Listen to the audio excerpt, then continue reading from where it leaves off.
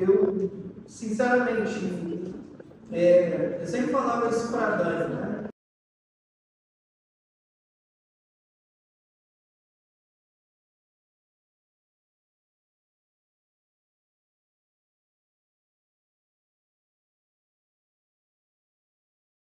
Longevidade, né? Ah, você ficou longe e tal. São pessoas que eu sei que sempre fizeram parte das minhas orações.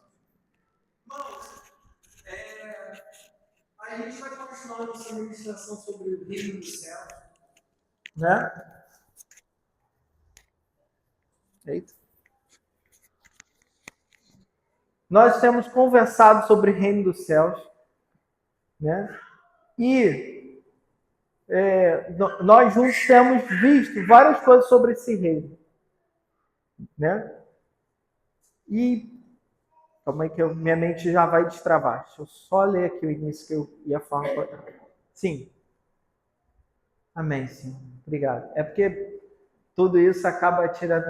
Eu estava ali no momento do louvor e não estava nessa expectativa e acabou que a mente estava fervilhando para outra coisa, muda, leva um tempinho para o download voltar ao normal.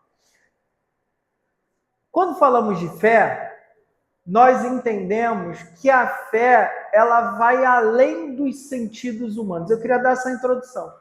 Porque quais são os sentidos que a gente tem? Audição, visão, tato, paladar, né? Audição, visão, tato, paladar, olfato, né? Tem mais um também. Não? Não, então tá certo, são 5. Eu falei isso aí, mas são 5, tá vendo? Isso que dá, já faz muito tempo que a gente estudou lá na escola, né? Todas as nossas emoções, tudo aquilo que a nossa mente digere, vem pelos 5 sentidos, concorda comigo? Vem pela visão, pelo olfato, você sente o cheiro de uma comida gostosa e você já sente o sabor dela na boca e a sua mente já traz a ideia de você estar comendo. Por isso o restaurante sempre tem aquele cheiro que vai longe, para atrair o cliente, para trazer o desejo de comer, né? A visão, o McDonald's é pintado com algumas cores para te induzir fome e vontade de não ficar lá muito tempo, tá? As cores são propositais para isso, porque o vermelho chama a tua atenção, amarelo induz fome, tem sempre alguém limpando o local para você se sentir deslocado no ambiente e ir embora, tá? Tudo é proposital. Tudo que a gente vê, ouve, né? A própria palavra diz que a fé vem por ouvir e ouvir a palavra de Deus. Então, os sentidos são importantes. Só que os sentidos conseguem nos revelar toda a realidade. Existe uma realidade de átomos que você não vê. Se eu falar para você, eu falo assim, você viu o vento? Você vai falar, não vi o vento. Eu senti o vento. Você consegue ver o átomo de carbono que você é composto? Se eu tivesse que te dividir em moléculas, você conseguiria ver as moléculas? Não, né? Existe uma realidade que os nossos sentidos não conseguem ver. Existe uma realidade que os nossos sentidos não conseguem tocar. Existe uma realidade que quem ler a Bíblia vai entender que há um mundo em que os nossos sentidos comuns não conseguem ver. A gente consegue ver as batalhas espirituais que acontecem no nosso dia? Alguém fica vendo um demônio caindo na mão com um anjo e fala, agora o anjo deu pedrada nele. Ou alguma coisa assim, referência. Mas a gente sabe que há batalhas espirituais acontecendo todo o tempo sobre a nossa vida. E aí, para entender, sair desses sentidos, porque todo o animal, do reino animal, ele trabalha com os 5 sentidos, concorda comigo? O jacaré, o urso, a cobra, todos eles. Mas a fé, ela vai além dos 5 sentidos.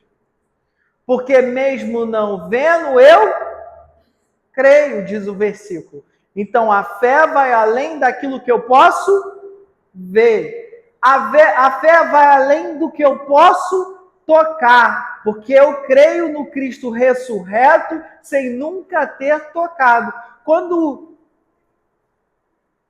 Tomé pediu para tocar nas feridas de Cristo, Cristo manda ele tocar e fala, feliz aqueles que vão crer sem ver, sem tocar.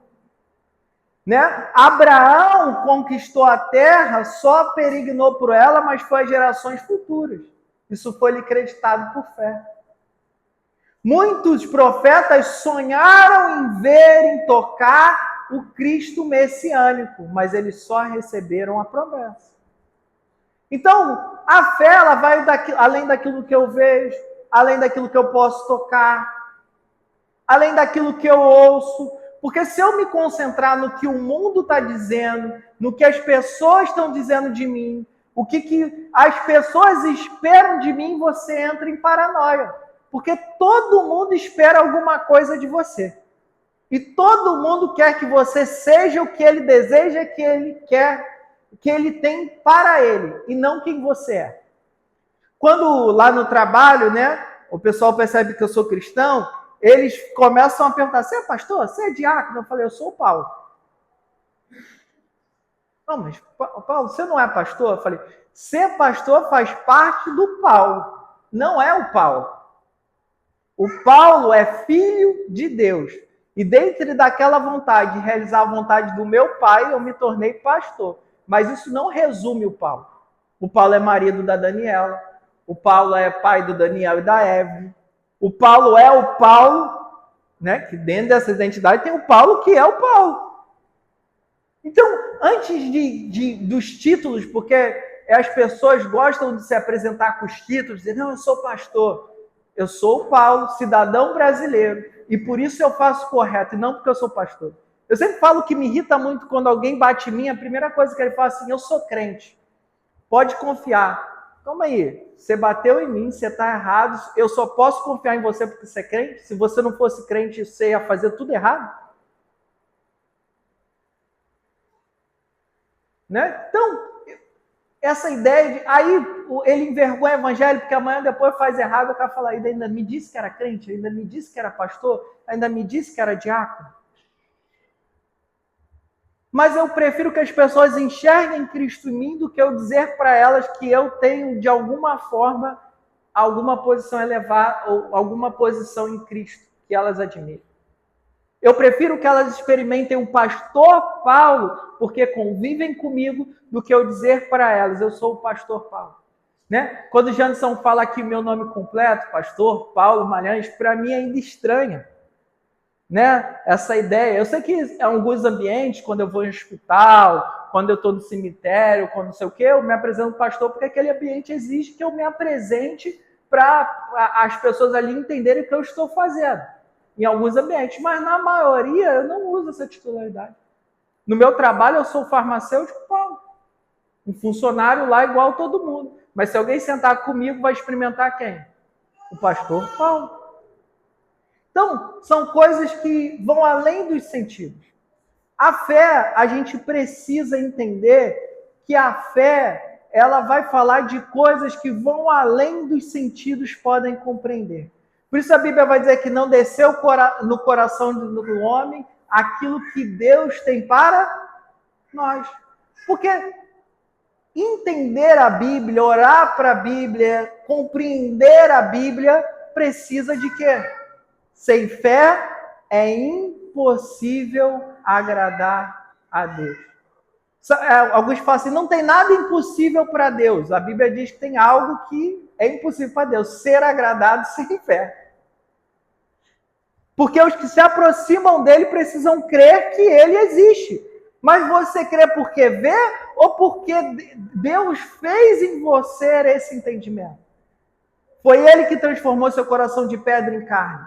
Você conhece Deus pelo que você vê, pelo que você toca, ou por aquilo que foi manifesto em você sem os seus sentidos? Porque se a minha fé depender dos meus sentidos, eu vou acabar achando que Deus é uma pessoa abstrata, quando ele é uma pessoa real. Às vezes, olha o que o João vai falar para os irmãos. Vocês dizem que amam a Deus, mas não conseguem amar seu irmão que vê. Ué, Paulo, como assim? Porque se aquilo que eu vejo, que foi alvo do amor de Deus, eu não consigo amar, como posso dizer que amo aquilo que eu não consigo nem ver? Que eu preciso alcançar por fé. E eu estou dando essa introdução Porque as próximas 3 parábolas falam sobre a vinda de Jesus. Elas estão em Mateus 25. Bota para mim Mateus 25. Jesus, no 24, está falando sobre a vinda dele. Aí está falando, vai acontecer isso, vai ter rumores de guerra, pai contra filho vai se levantar, o amor do mundo vai se esfriar, e vai ter muita violência no mundo, rumores de guerra, rumores de crise. Por quê? Porque o filho da iniquidade, ou seja, o anticristo, ele precisa ser levantado num tempo de crise, onde ele vai trazer soluções para a crise. E se você viver pelos sentidos, você vai olhar aquilo e falar, nossa, que cara bom, ele resolveu tudo, e você vai se enganar. Entendeu o porquê dessa introdução? Porque ele vai resolver o problema de guerra, ele vai resolver o problema de fome, ele vai resolver os problemas financeiros. Ele vai trazer várias soluções durante 3 anos e meio, ao ponto dele sentar, né, lá no templo, se declarar o próprio Deus para ser adorado. E aí é quando ele rompe toda essa paz que ele construiu e o mundo entra em guerra num colapso absurdo. Se você ler Apocalipse, 1/3 do mundo morrerá logo no início. Tá? E a perseguição contra a igreja será forte. Então, Jesus começa a dizer a eles sobre 3 coisas importantes nessas parábolas que a gente precisa estar com o coração, a mente e a fé desperta para essas realidades.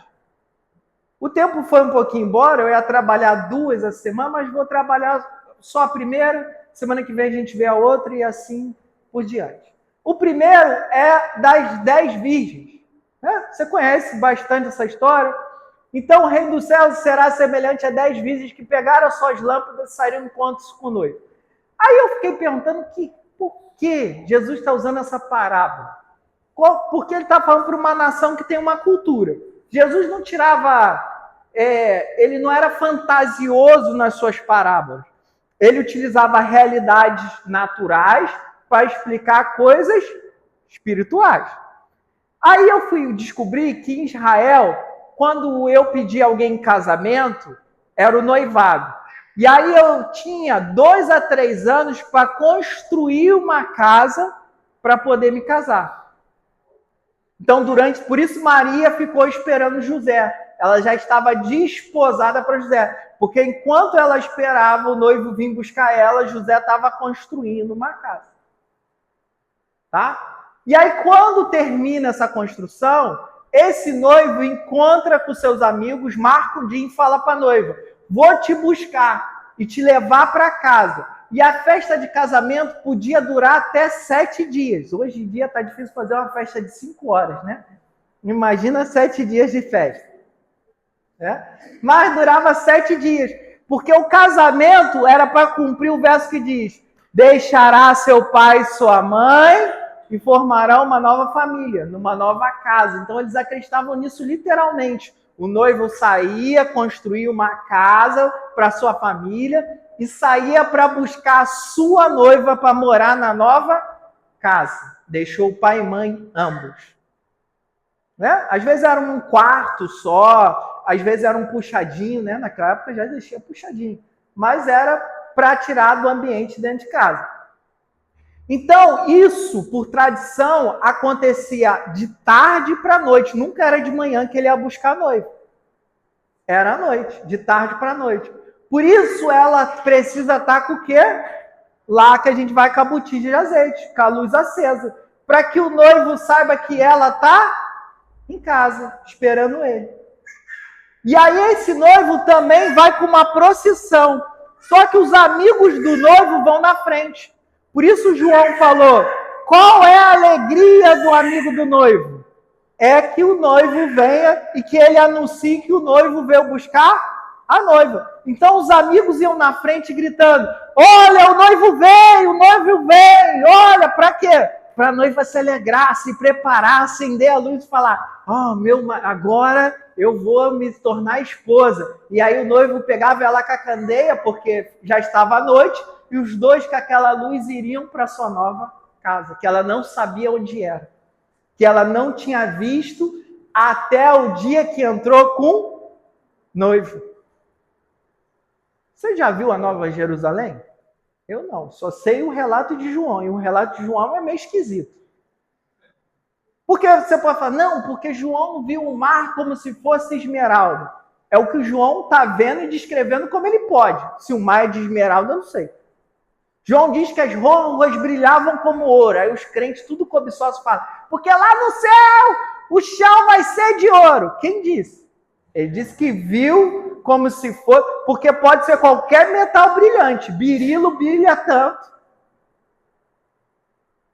Aí os crentes estão preocupados com a rua que eles vão andar, não com Deus que eles vão viver para toda a eternidade.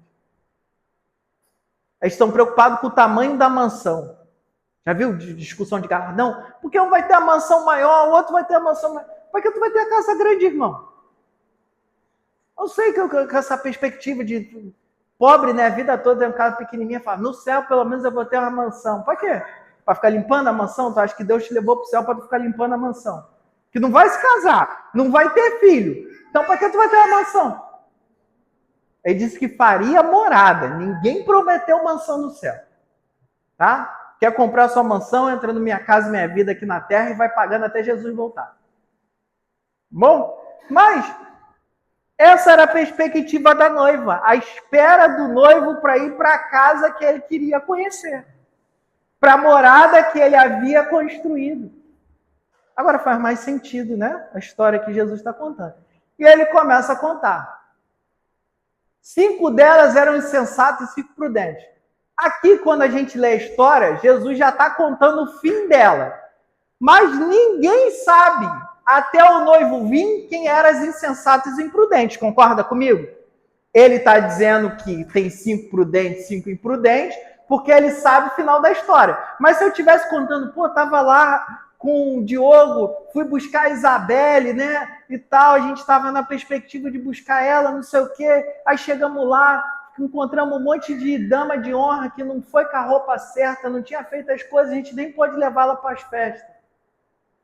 No final da história você vai saber qual era o nome das pessoas.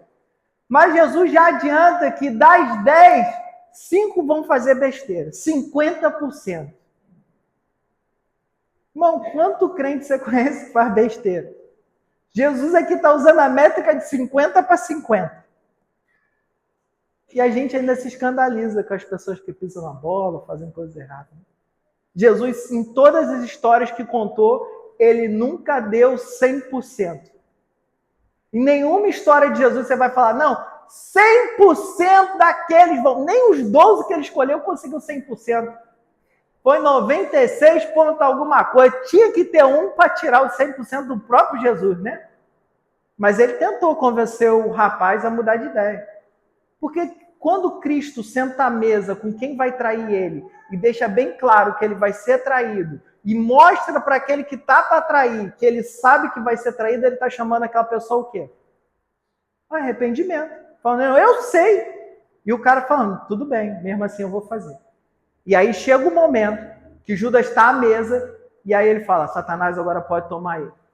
Porque depois de todos os convites, o coração dele não se arrependeu. Vai lá e faz o que tu tem planejado.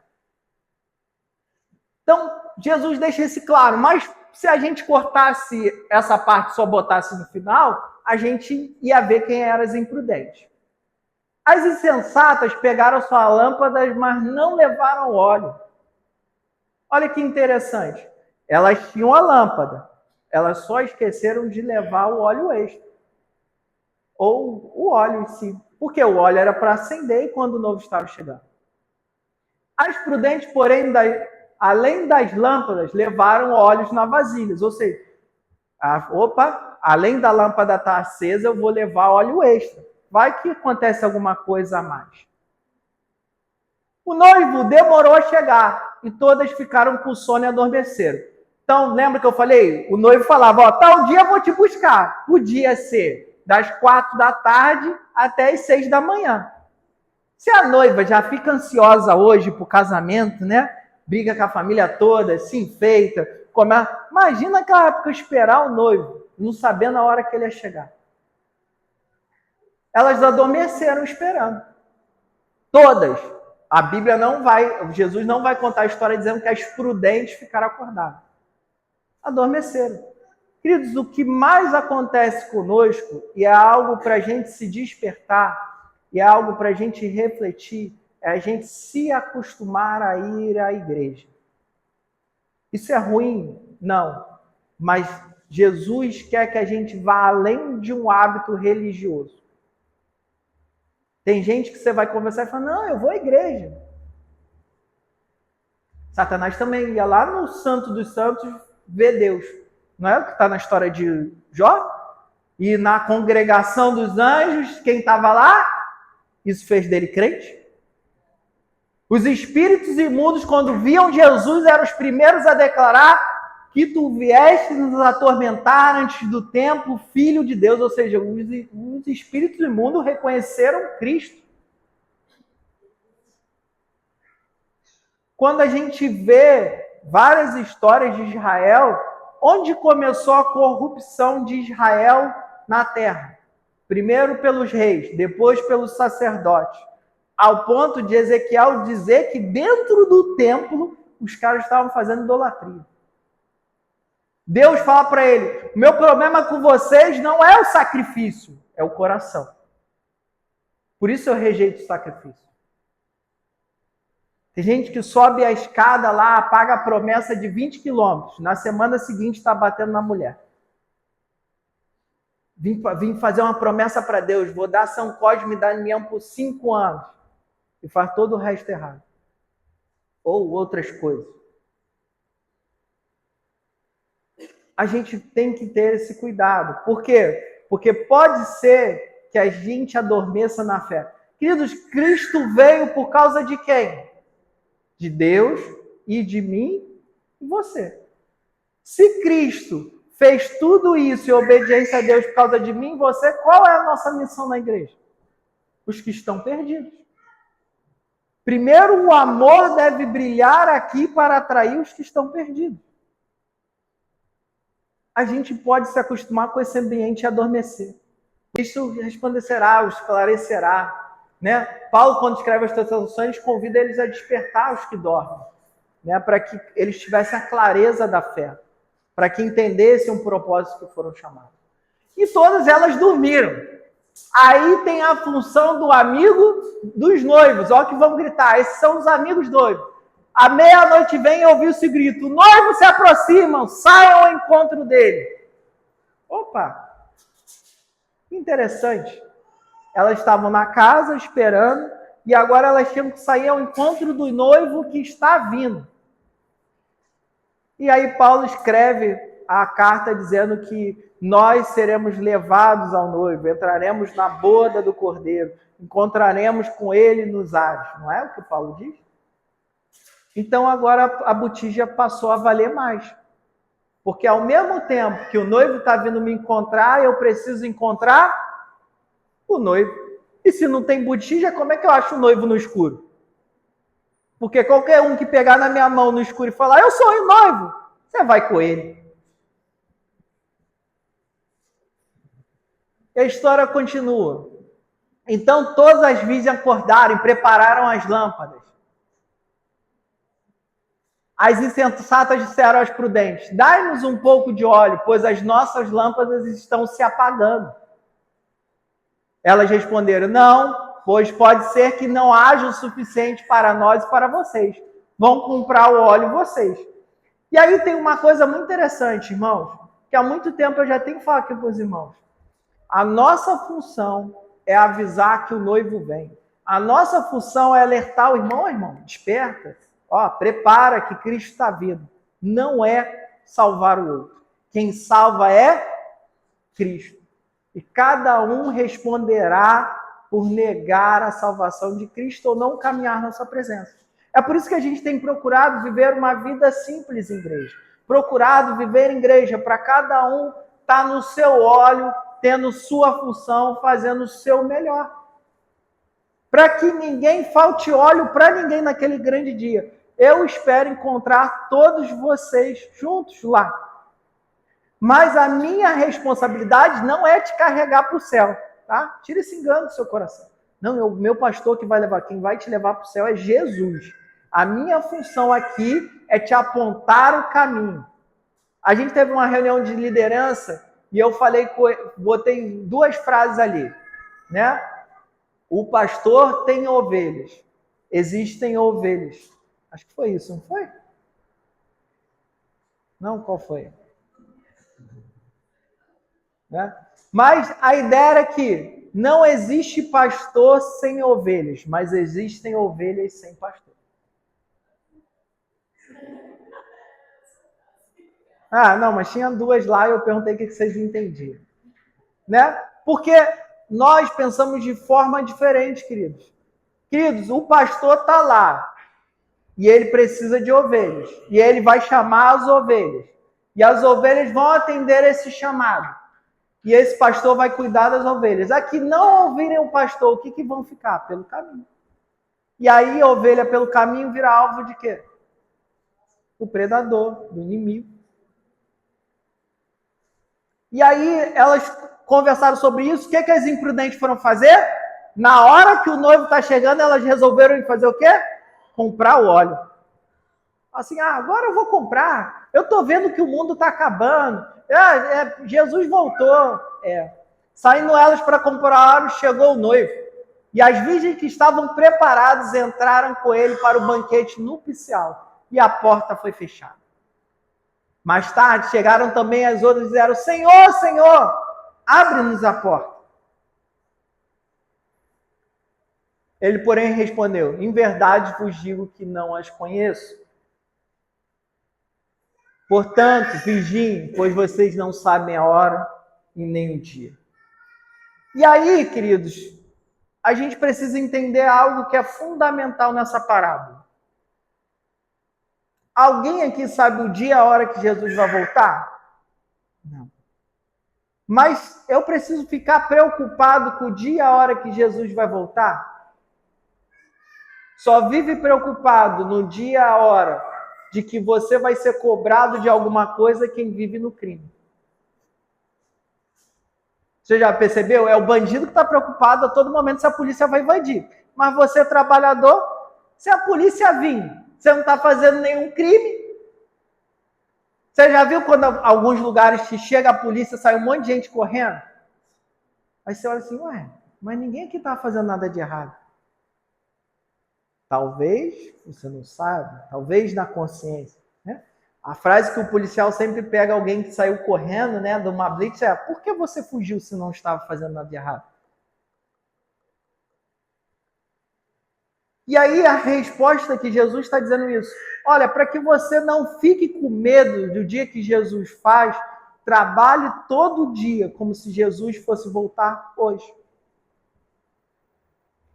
Se eu sei que um dia ele vem e eu trabalho todo dia na perspectiva que pode ser hoje, eu vou estar sempre o quê? Pronto, fazendo o que é certo, me preocupando em fazer o que ele me pediu, fazendo a sua vontade, buscando encher essa botija de azeite, porque a Bíblia nos ensina que azeite tem a ver com o Espírito Santo. E aí o texto lá em Atos 2 vai dizer que Deus derramou o seu Espírito sobre toda carne. Belisca o irmão aí do lado, para ele acordar também. Fala com ele: você é de carne? Então, é sobre você que Deus quer derramar o Espírito dele. Não é nessas paredes, não é nesses instrumentos. É sobre você. É por isso que muitas vezes, quando alguém me indaga, fala assim: por que as crianças vêm aqui e mexem? Porque, irmão, o instrumento não é santo. Se ele tocar aqui sozinho, a gente ainda repreende ele em nome de Jesus. Não é de Cristo, não. Ele só se torna santo se os que tocarem eles estiverem em santidade. Porque o que torna santo, Deus não fez mais o alvo do seu espírito um local, um objeto. Não, agora são as pessoas. E se essas pessoas estão cheias do Espírito Santo, o Espírito Santo vai se manifestar através da vida das pessoas. E essas mulheres imprudentes estavam lá, talvez frequentando um lugar religioso. Com a sua vela, fala assim: não, eu tenho a Bíblia, mas nunca leu. Me assusta quando eu vou dar aula no seminário, são pessoas que estão se capacitando, eu falo assim, e olha, e teve um seminário batista normalmente, a maioria que está fazendo ali é para ser pastor. Seminário do pastor Carlinhos, não, as pessoas estão buscando entender melhor a Bíblia. Mas o que me assustava quando eu fazia seminário, o cara pergunta assim, quem aqui já leu a Bíblia toda? Candidatos a pastores. Ninguém. Religiosos. Como é que vão pregar de um Deus que eles mesmos não conhecem? Acham que o quê? O seminário vai formar eles pastores? Seminário me dá conhecimento. O que me forma pastor, o que me capacita a pastorear é o meu relacionamento com Deus. Do qual o conhecimento é importante. Se eu não conheço a Bíblia, irmão, como é que eu vou pregar a Bíblia? O pastor Carlinhos conta uma vez que um rapaz ouviu uma pregação e ficou empolgado. Falou, eu vou evangelizar o mundo. Aí pegou uma caixa de som, um microfone, foi para a praça, ligou a caixa de som e na hora que ele foi falar, ele falou, o que eu vou falar? Aí ele falou que o Espírito Santo falou na hora com ele, você não conhece nada da minha palavra, o que você vai pregar? Ele desligou a caixa de som, foi embora. E depois encontrou o pastor Carlinhos e falou, pastor Carlinhos, eu preciso aprender para ser um evangelista. Mano, aquilo que a gente conhece Deus é o suficiente para dividir ele. Eu não estou dizendo que você precisa de um seminário para conhecer Deus. Estou dizendo que você precisa ler a Bíblia. Você precisa estar aqui na EBD. Nós estamos falando de manhã sobre oração. Mas todo mundo já sabe orar. Quando eu converso com alguns irmãos, eu percebo que há muitas dúvidas sobre oração. Muitos misticismos que a gente tem. Eu conversei essa semana no seminário com os alunos sobre oração. E aí eles falam, eu falei, sabe qual é o maior nosso problema de não conseguir passar tempo em oração?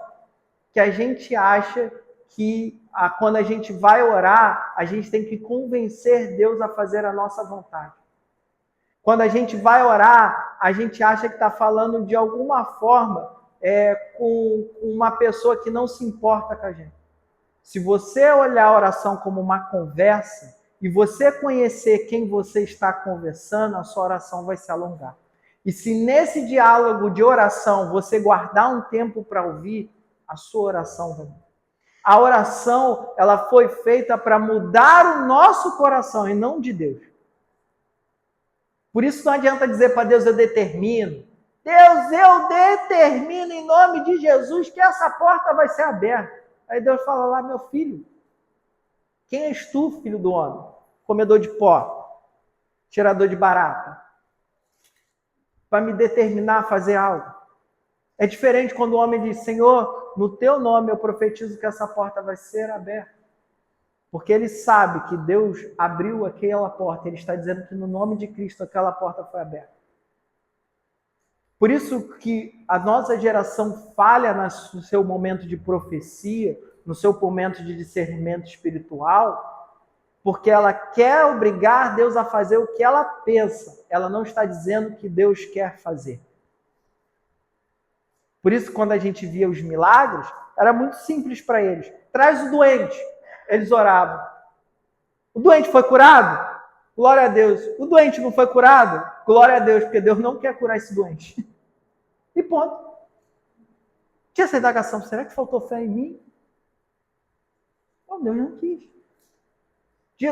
O próprio Cristo fala que em Nazaré ele pôde realizar poucos milagres por causa de quê? Da dureza do coração daquele povo. Então, queridos, a gente precisa entender isso. Que Deus nos chamou para um tempo onde precisamos andar com as nossas botijas cheias, esperando que Ele volte. Mas não esperar com medo. Se você tem medo de ir para o céu, tem alguma coisa errada. Se você tem medo que Cristo volte hoje, é porque você não tem certeza que você vai com Ele. Se você tiver certeza que você vai com Ele e sabe para onde Ele está te levando e quem está te levando, você não tem medo. Você diz, ó Maranata, vem Senhor. Eu sempre conto pessoas, não, ainda não estou pronto para ir para o céu. Nunca vai estar, irmão, porque é por graça. Mas confia nele, se entrega a ele, deixa ele fazer em você. Porque no dia que ele te chamar, você vai estar pronto. Amém? A outra parábola fala, que eu não vou entrar nela, mas vou dar uma introdução. É a das 10 minas. Porque Cristo começa a revelar a eles falando, vocês precisam não ser a noiva imprudente. Amém? Todos nós vamos nos preparar para ser as noivas prudentes. Amém? Amém? Amém. Então você vai se preparar. E aí nas duas próximas parábolas, Cristo vai começar a explicar como se preparar para isso, como estar pronto. Porque ficaria uma incógnita. Então como é que eu posso ser a noiva prudente? Então Cristo nas duas próximas parábolas, que é a separação dos bodes e ovelhas, o julgamento, né? Que e antes é a parábola dos talentos, ele vai nos mostrar como viver essa vida pronta para Cristo voltar. Para dar uma introdução aqui na parábola dos talentos, né? Você sabe que cada um recebeu uma quantidade de talento. Um recebeu 5, o outro recebeu 2 e um recebeu 1. Você sabe quanto cada talento equivale em valor? Aí você vai falar, não, podia ser talento de ouro, podia não sei o quê, dar tantos quilos, é muito dinheiro. Só que você entende que valor de dinheiro varia com o tempo? E o que é valioso também? Para mim, a parábola dos talentos fala sobre tempo. Queria que você fosse para casa refletindo sobre isso.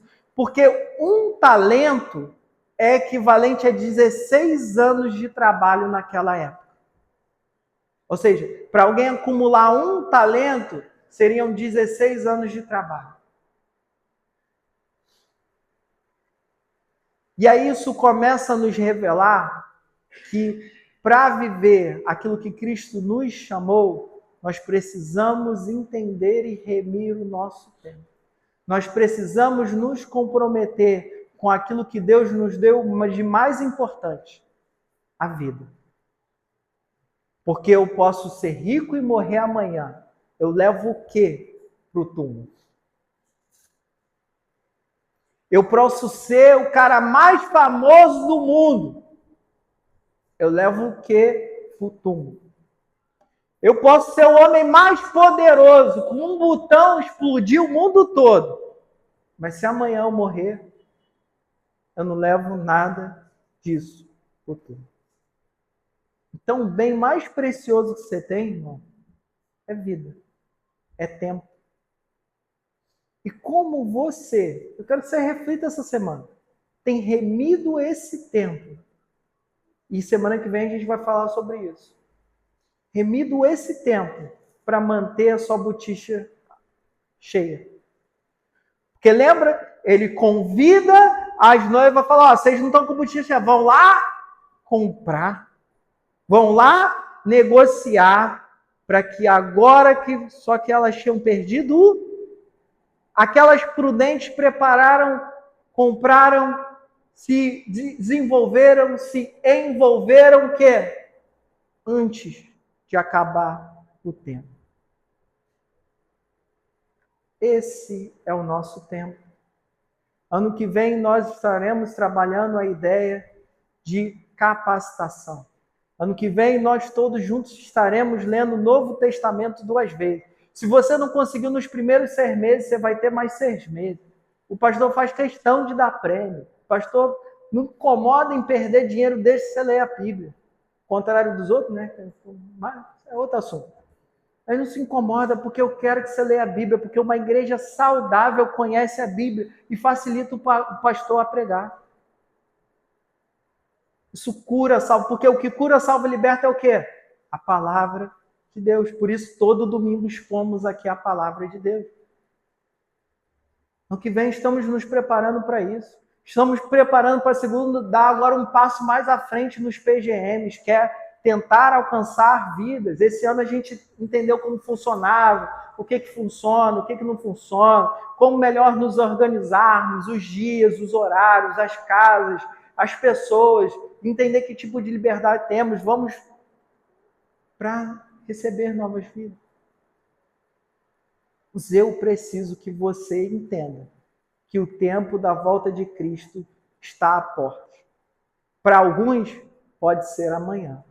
Para outros, pode ser daqui uma semana. Para outros, pode ser daqui 10 anos. Mas uma hora, todos nós teremos que encontrar o noivo.